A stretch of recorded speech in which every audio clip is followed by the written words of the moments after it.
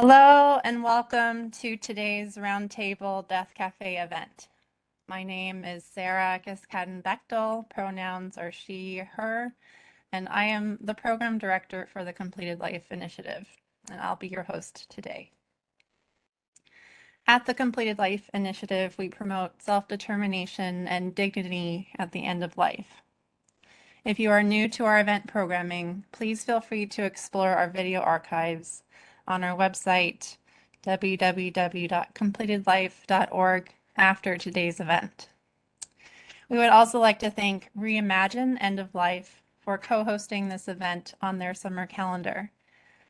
For more events through Reimagine, please visit their website, letsreimagine.org, after today's event. The first half of today's roundtable features three panelists, Agapi Ermides, Nathalie Bonafé, and Phillips. These panelists will discuss how Death Cafés work to destigmatize the subject of death and dying through small group connections, how these events can promote empathy and compassion towards end-of-life suffering, and how individuals and organizations on both a local and national level can further promote these conversations towards the end of #death positivity. For the second half of today's event, our audience will be assigned into small private breakout rooms, each of which will follow the traditional Death Café model of participant-led discussion. Whether you are new to our Completed Life community or are a returning attendee, we invite you to ask and think about lots of questions. These sessions are invaluable learning tools meant to empower you to have an informed conversation for yourself and with your loved ones about the question, what does it mean to live a completed life? A little background on our speakers. Dr. Agapi Ermides, pronouns she, her, DO, is a trained anesthesiologist who has worked in New York City and surrounding areas since 2008. She recently completed a specialty training in hospice and palliative medicine and plans to transition to hospice medicine full-time as a hospice director in upstate New York this summer. Her holistic approach to healing led her to pursue energy work years ago, and she holds Reiki and medical Reiki master certifications.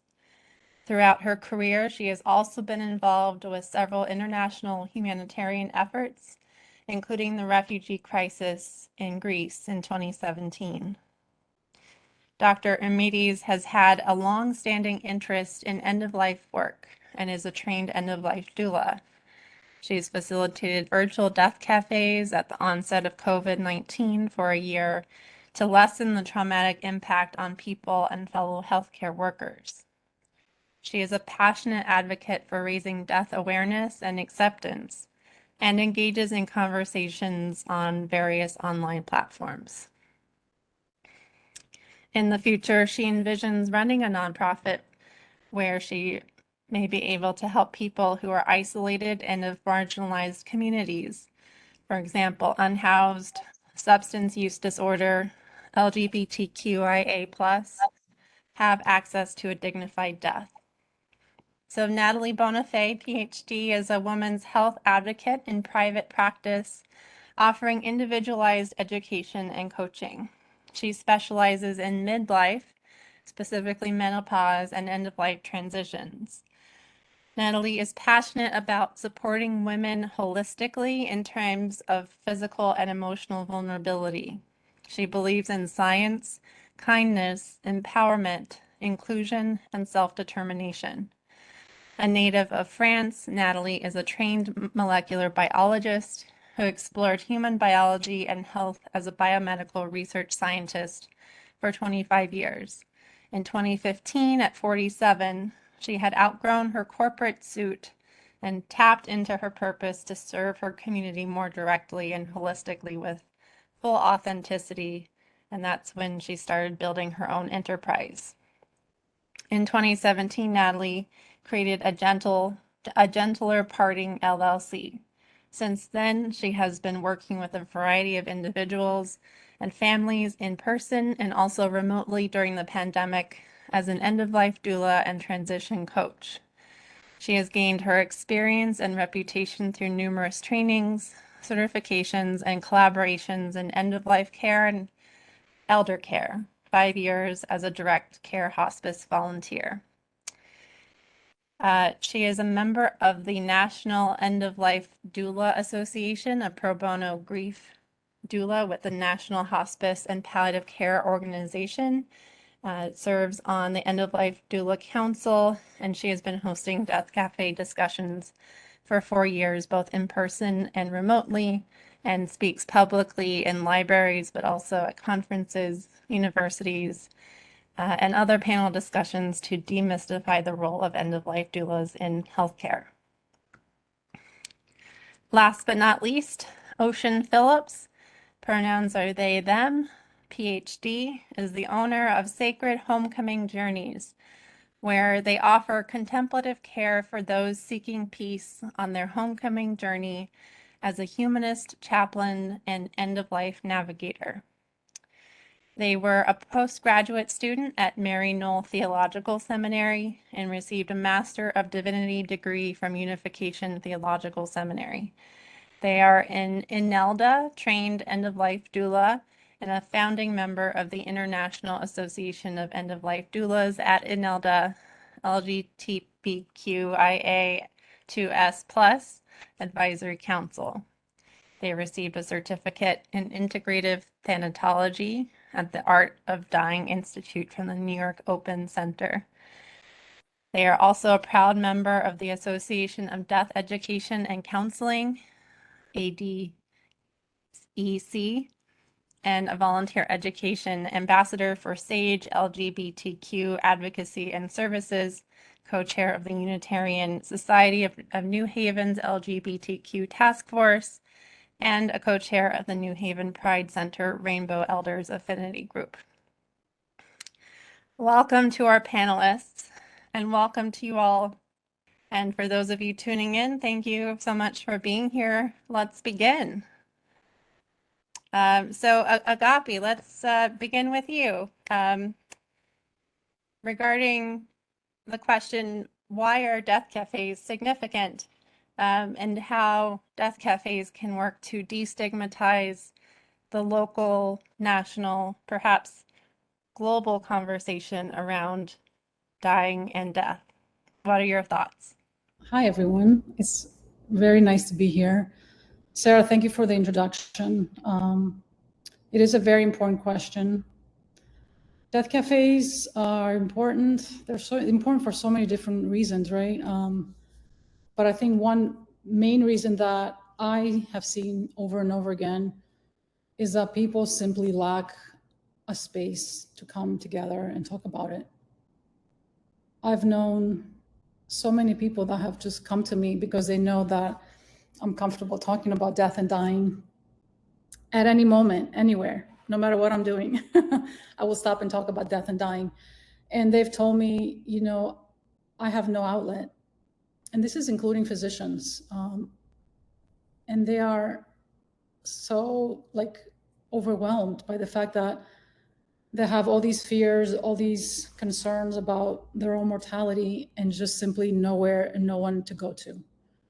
So it is scary, even when you provide a space like a death cafe for people that have never experienced talking about it, to come even to a death cafe.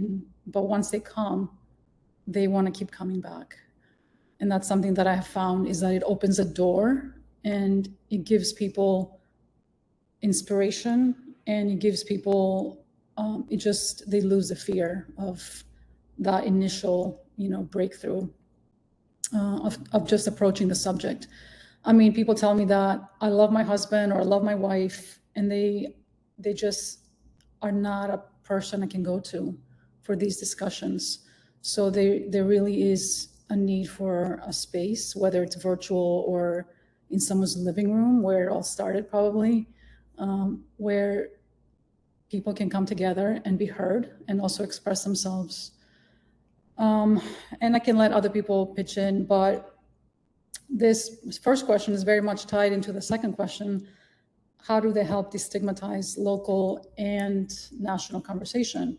I think before you get to national, you have to have local, just like you have to have individual change before you can have collective change and before you can have national change, right? So if we don't, as people, learn to be comfortable with our own mortality, and if we as individuals are not able to talk about death or be in the presence of death, there is no way that we can just show up at some institution, let's say, and create change if we ourselves are not capable of sitting with death and dying. And if we ourselves haven't looked at our own mortality and have some kind of relationship with it. And that's what I tell people. I said, you don't have to come here and tell me you're good with death or that you're comfortable or that you have no fears. I don't expect that from anyone, not even from myself. But what I do encourage and inspire people is to learn to have any kind of relationship with death. And that's a start. And lastly, before I open it up to the other panelists, is that when I was doing my fellowship last year, I simply started talking about death doulas and death cafes just to see what happened. And this is in a hospice organization, in a university setting. They were curious and they asked me to host one for the department. Or actually I asked, because that's what I do. I just ask, there's no sense in fearing what answers I'm gonna get or how people are gonna think or what they're gonna think about me or this idea of a death cafe coming from a doctor. I just presented it and they gave me the go ahead and I held a death cafe. Long story short, I was able to do 2 more death cafes for my hospice and palliative care department. And then the pediatric hospital heard about it. They invited me to do one for them. And then they asked me to come back again so I can train their chaplain so that they can take it over and use it as part of their own department's well-being. So this is just one very small example of how one person can start the conversation, right? Individually maybe, and then maybe bring up the conversation of, hey, what do you think about this? And just present it, be yourself and don't have any fear around it. What's the worst thing that can happen? But I think once you plant the seed, people see the real impact that it has on the staff. Yes, this was in a medical setting, but anyone and everyone that attends a death cafe can be impacted in ways that cannot be predicted by that person. So all you need is just to be brave initially. If you've never attended a death. I think we lost Agapi for a moment. Well, her note about how a death cafe can really open a door to a conversation and help make you will leave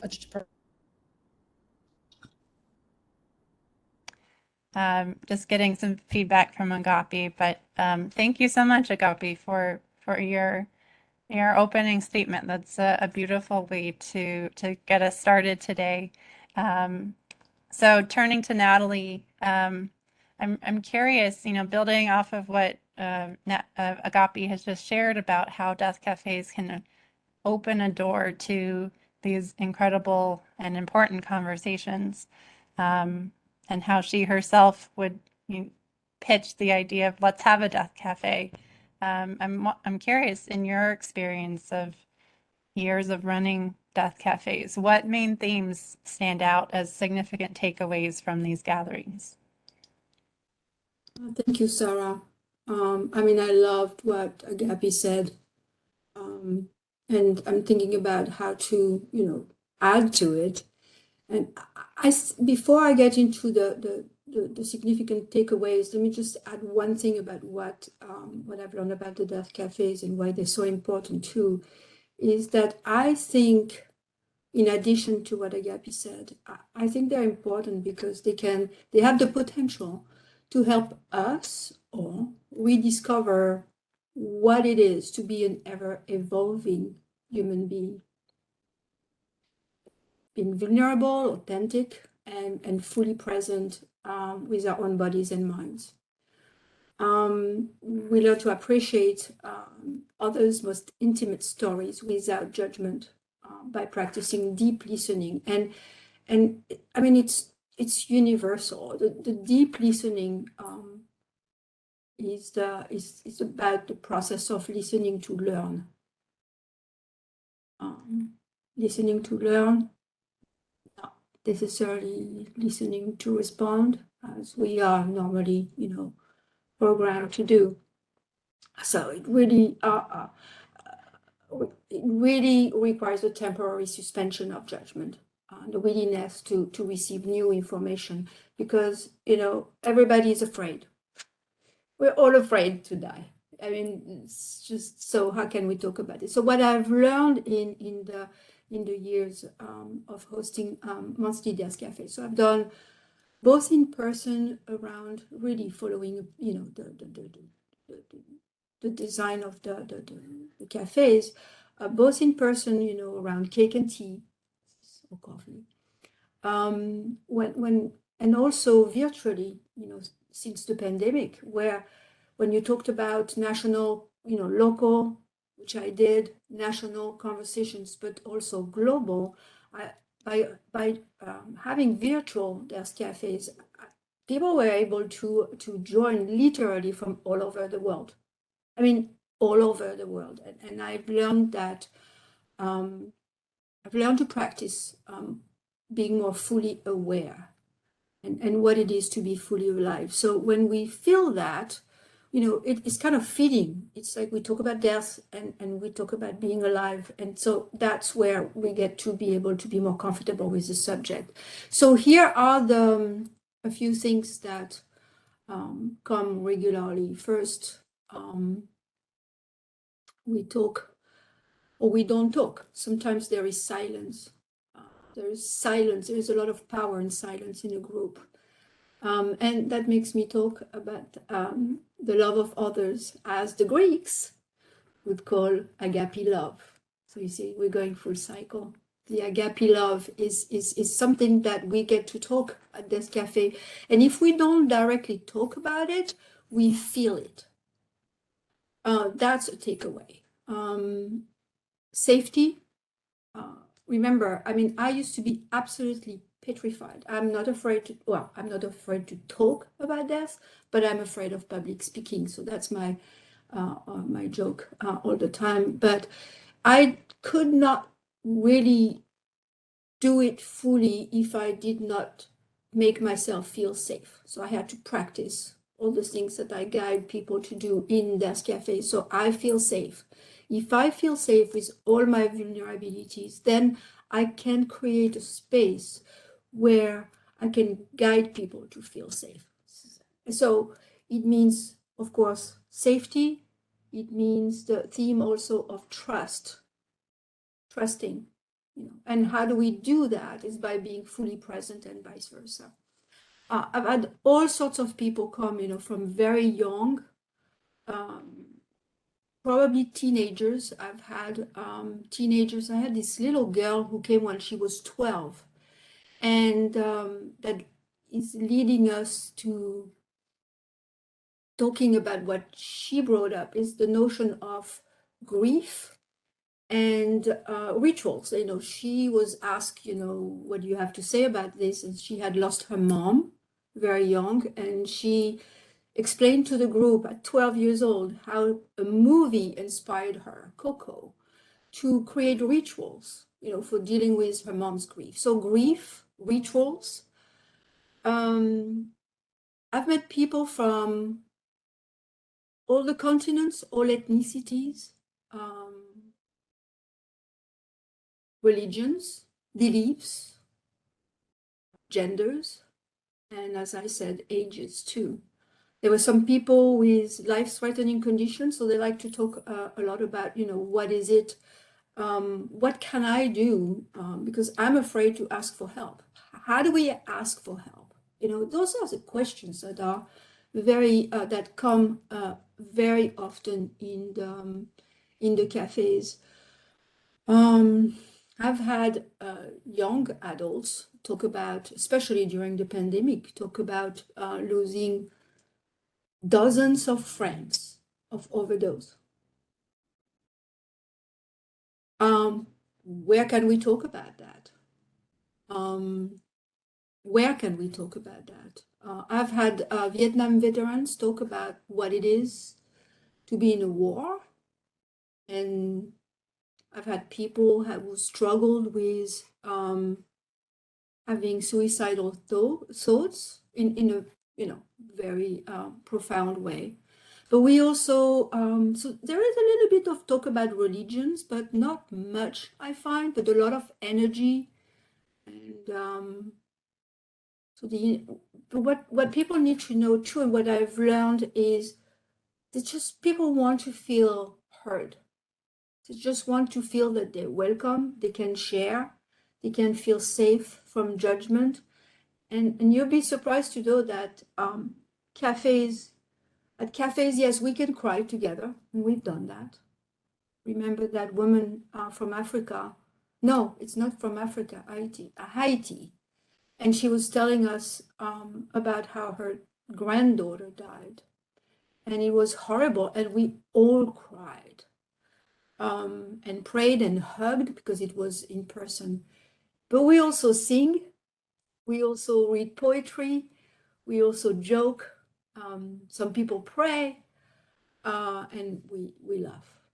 So those are the themes that I've encountered, and there is so much. Every cafe is going to bring a new experience based on who comes. Beautiful. Thank you, Nathalie. Agapi, please go ahead. I see you have a few thoughts to add. Yeah, Sarah, usually I'm not the type that writes things down. I speak from just what I feel, but I did write some stuff down today. So I forgot to mention that another very important thing about death cafes, especially in our society, is that we are living in a death-denying, largely death-phobic society, where birth is taught to us from a young age, and death is not. And the two should be equally important, the two events in our life where we come here and then we leave. But again, it's not 100% across the board, everybody's death denying and death phobic, but as a society at large, because the US is comprised of so many different subcultures, some of which are very comfortable and have traditions around death and dying, and present from a very young age, you learn about death and dying, such as myself, having grown up in Europe.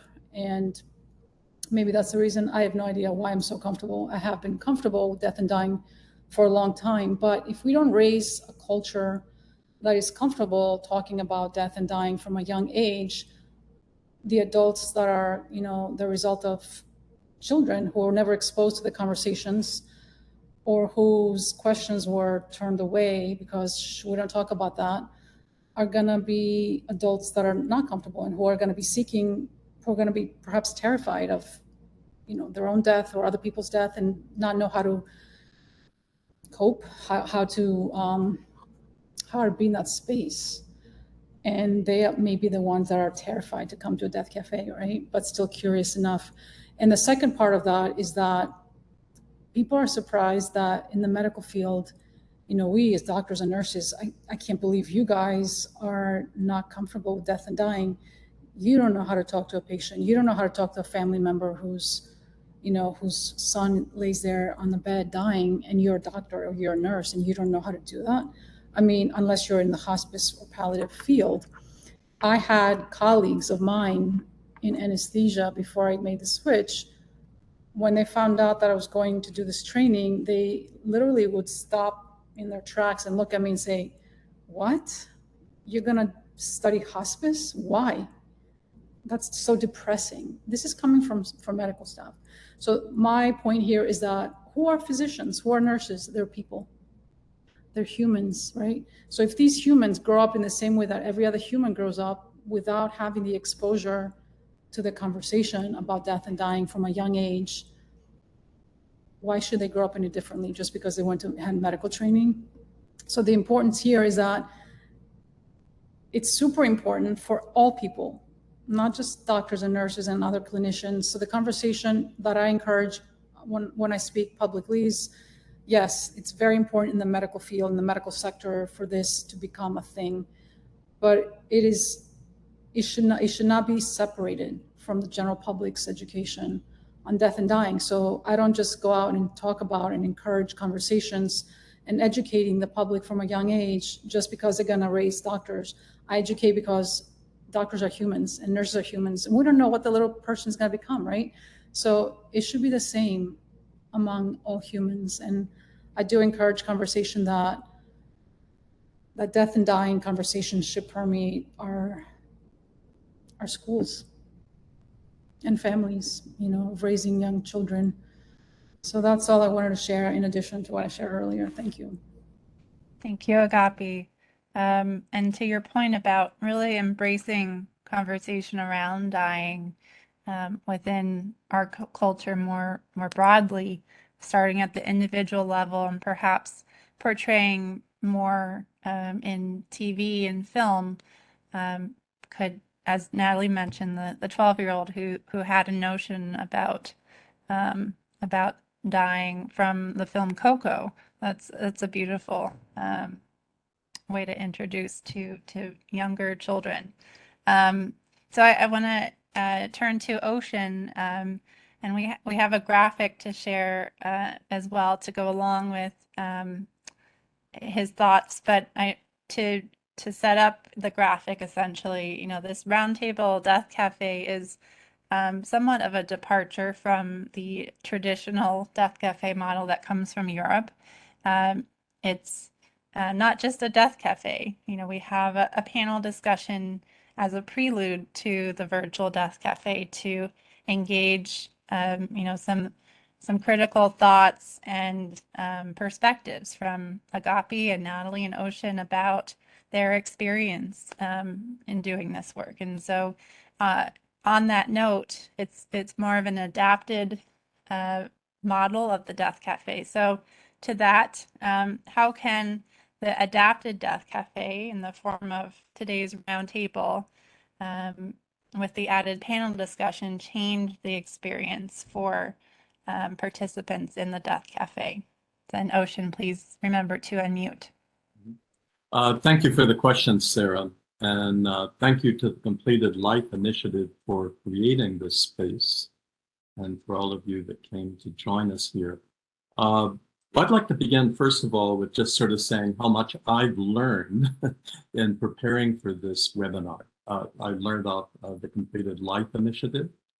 And also I did a little more research on the Death Cafe model. I'm not going to be reading from the slide. This is also, I'm just sort of sharing one of my invisible disabilities.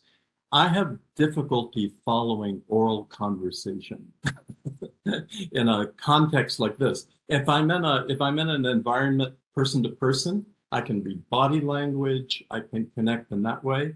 But it's like I have a certain limitation in like an hour long with people talking and there's no visual of what's going on. And so I'm just sort of adapting my disability into sort of providing this here so that, there's something to focus on besides what I'm saying and where it's coming from. And I think it's really notable that, both of the, I'm going to say both of the founders, I think you've already heard that John Underwood is the one who brought this out in the United Kingdom as kind of a model to be expanded and so forth, kind of created kind of a brand on this. But it was actually based on the thought of the Swiss sociologist Bernard Grotaz. And he had a view of expanding this model of conversation about death to sort of a combination of an academic and a community setting. And so pretty much what we have now is the community setting, and you have one hero or shero, sometimes it's a collective, and generally they create a nice affinity group and so forth. But myself, as someone coming from a marginalized community, as a queer, non-binary person, I challenge the idea that there's such a thing as a safe space. And in fact, when I handle affinity cafes such as this, I talk about creating brave space. And something just to note, and you probably wouldn't notice this, but something that queer folks have in common with African Americans is we do something that's called tone switching. It's like when I'm with my folks, my tone is probably a couple of tones higher. It goes a little differently. And the same things happen with African Americans in a certain kind of environment. And so I'm just sort of acknowledging these things. And I think going back to your question of what can the panel do, I think the panel can help create a safe space. Now, I know a lot of people say, okay, we put in our logo, or we put out there that, okay, we're open to all ethnicities, we're open to all genders and so forth. But that does not create a safe environment per se, because look at what's going on in the country today.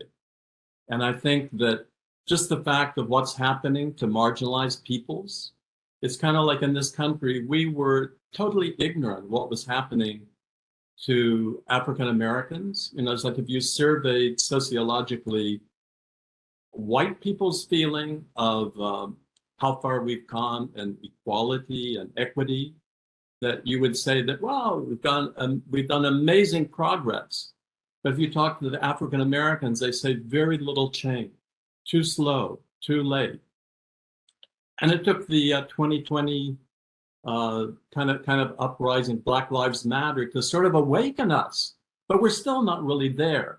We still don't really understand the suffering and the total pain that African Americans have.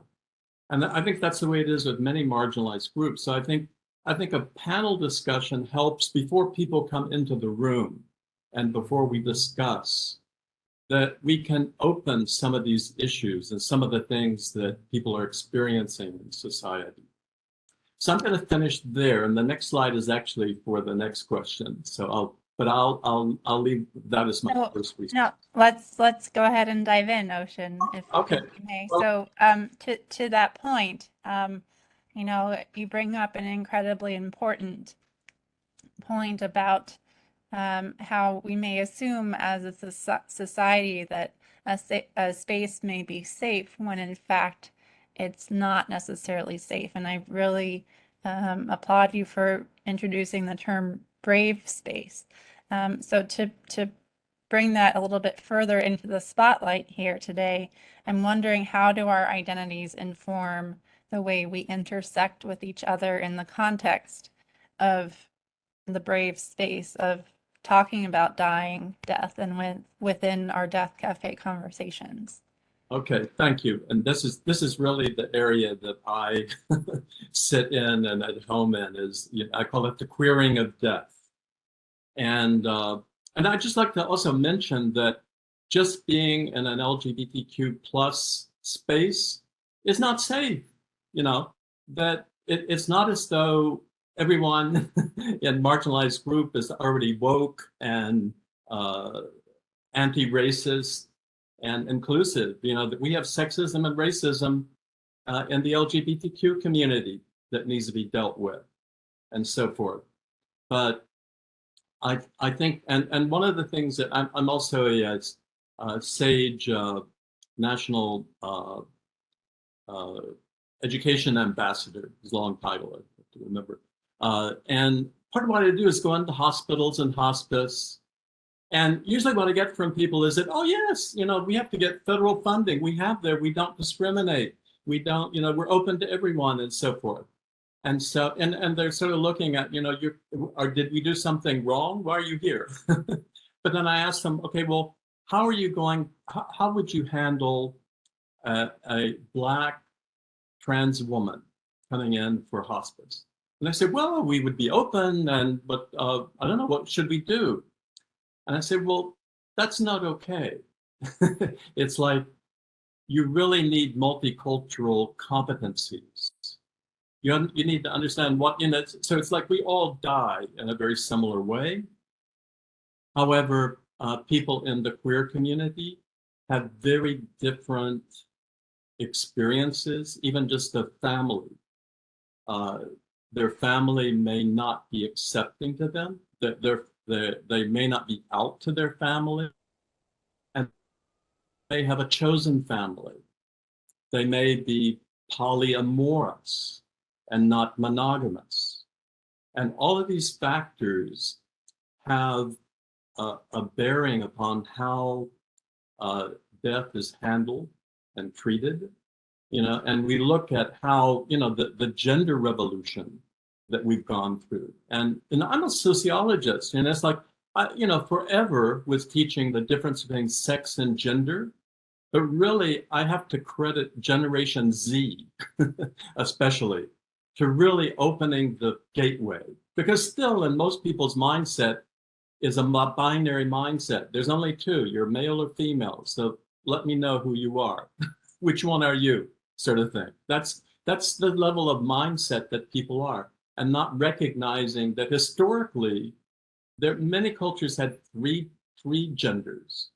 And in the Taoist tradition, they recognize that there are 64 possibilities for the combination of yin and yang. And so it means that, and we notice there, someone who identifies as woman may be very masculine in certain factors, or may be very feminine. Same thing for men. And so the recognition that these are actually different identities that should be honored and should be recognized. And I think coming into the space, and again, not just assuming that because, okay, I'm going to be colorblind, it doesn't matter to me who is here. It's kind of an insult to marginalized people that you're colorblind, because you're not able to forget that if you're living that life. And so I think that having that kind of multicultural competencies, so that we can be able to actually practice. It's like even in the LGBTQ community, came up with pronouns, and especially older people were like, "What is this? I don't get it." They, them. It's not grammatically correct. If I say they are, then it's kind of like people expecting a crowd, and it's only you. But actually, you can practice. You can be in groups and you can practice. The first time it's hard. The first time probably in meeting another man introduce his husband is like, what? But we need multicultural competencies so that we're able to handle this and not just feel we'll handle it on the fly, because we basically have a good heart, and many people do, especially in this kind of field. But I think finally, just to leave with, I think that we need to accept the idea that we're going to have to be retrained in a lot of things if we're really going to be an inclusive and conscious community. Thank you so much, Ocean. I realize we are a little bit short of time, so briefly to turn to Nathalie, based upon what Ocean profoundly shared, what do you hope our audience will take away from today that they may not get from your typical Death Cafe? And then we'll turn to Agapi to lead us in some guidelines for the Death Cafe breakout rooms. Well, preparing for this panel, also taught me a lot, and in a discussion with Ocean in particular,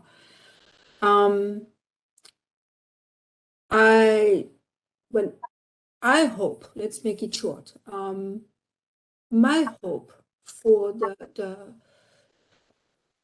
the adapted Death Cafés is participants to experience the humanity and beauty of sharing with others, regardless of where they come from. And in my mind, maybe that's the way my brain works. I don't think it's naive to think that everybody matters, but every specific story that somebody is going to share matters because of who this person is. Hope it makes sense. So what I've learned is to be myself, to be less naive about that, just because I am a cis woman, white. But by listening to the stories, by listening and asking participants to listen very actively, it is my hope that we will listen to understand. And this is what I really want. Listen to understand. Thank you, Nathalie. And Agapi, please take us away. What should our audience know and participants know in order to lead their own brave space in these Death Cafe breakout rooms? Well, these are just some general guidelines, which are Death Cafe guidelines, but they are also kind of, they make sense when you just think about them without, you don't even have to read them. The ones you're sharing here are technical things like make sure your microphone and camera work, that people can hear you, like I did earlier twice. You have to unmute yourself. Introduce yourself. So what I do is I ask everyone to go around the room and give us your name, your location, and what made you and motivated you to come here today and share. And then give people a time frame. So I give people enough time at the end to wrap up their thoughts and summarize something that they want to take, that they took away from today's session, or what inspired them perhaps, and how they felt overall. And even though we talk about a Death Cafe being agenda free, we do have some, topics. If people get stuck, especially people coming for the first time, they're scared, they're anxious, they don't want to speak. They don't want to be the first to speak. Nobody's speaking for like you can't let it go for 5 minutes. So what I do is I introduce certain topics, and it can be something very open, very broad, like what called you here today? What are your beliefs about death? And how did those come to be? And the other things that I want to interject here is that the most important thing for me is to make sure that, and I appreciate Ocean saying that there's no safe space, and I also do believe that, but we want to make sure that people, that you as a facilitator, are able to communicate that this is a safe space, as safe as it can get, and that your facilitation matters, because it's not just for me to say to you, the participant, okay, this is a safe space now, but it's on you as a facilitator that if at any moment you feel like this is not any longer a safe space because this person is being disruptive, or this person is not allowing, the other person to speak and they keep interrupting. So there's some guidelines, like people have to be respectful. They have to allow each person enough time to speak and express themselves fully. And it's also a great opportunity for everyone, myself included. And I grew tremendously as a person by practicing active listening. And it is called active because you're not just sitting back listening and just sitting there listening, which may appear as very passive, but it's actually, it takes a lot of effort, and it takes a lot of thought, and it takes a lot of self-awareness to be able to do. And silence is sacred. Silence is healing. I encourage it in all my Death Cafes. You can learn a lot from silence, not just by being able to process what is being heard when someone is speaking, but you're listening to your own mind, your own thoughts that are coming in while the other person's speaking, and you're having conversations in your head, and there's a lot of growth that can come from that, because people do get triggered.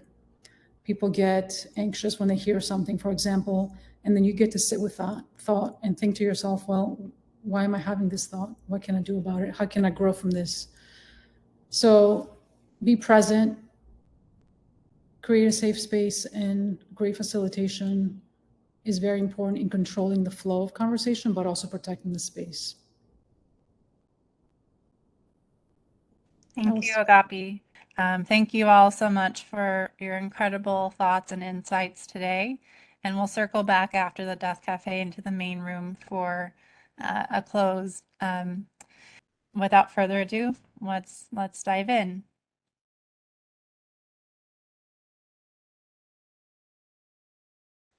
All right, it looks like everyone has returned from their breakout rooms. Welcome back. And I hope that was a meaningful experience for you. So we're back to our event recording. So I welcome one or two people to raise their hand and share, takeaways or thoughts on the significance of death cafes as they've just experienced them within the breakout room session. And of course, keeping an eye towards keeping, the personal details that arose within your session confidential. So,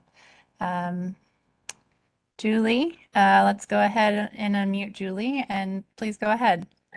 Yeah, I think the thing that just popped in my head was how quickly intimacy can form, right? When you're in a space where you feel safe and people are sharing and you start as complete strangers, but you're left feeling a connection. And that is, to me, one of the most beautiful things about the process. Thank you. Beautiful. Thank you, Julie.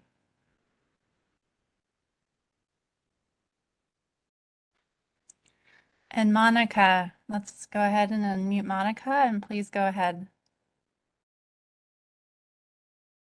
I think my group will hear me repeat this, but to me, it's about the listening. I don't know any other scenarios similar to this in life where everyone is arriving to listen actively, and everyone, that's the goal. And it seems like most people that understand what death cafes are really respect that. And I think that's really uncommon in any other scenario. And I think that's a beautiful opportunity this just brings to communities, is just a space for active listening. Wonderful. Thank you, Monica. I'm so glad you could join us today. And Jill. Sure. Hi. Thanks so much. Just adding on to what Monica just said, it just feels like such a sacred privilege to hold space for other folks, especially during this time, that are choosing, that want to be in this world, this world of grieving, loss, death, dying, and that are holding capacity for that, and or experiencing those, experiencing the landing of what that lived experience is. It just feels like such an honor to listen. As I said, I'm just sort of following up on the last share. And yeah, it's a privilege to hold space for other people that are doing that, as it is showing up for folks that are in the experience of death, dying, loss, and grief. And to have like-minded people in this experience, finding your people is a beautiful thing. So thank you so much for holding these spaces. Thank you, Jill. And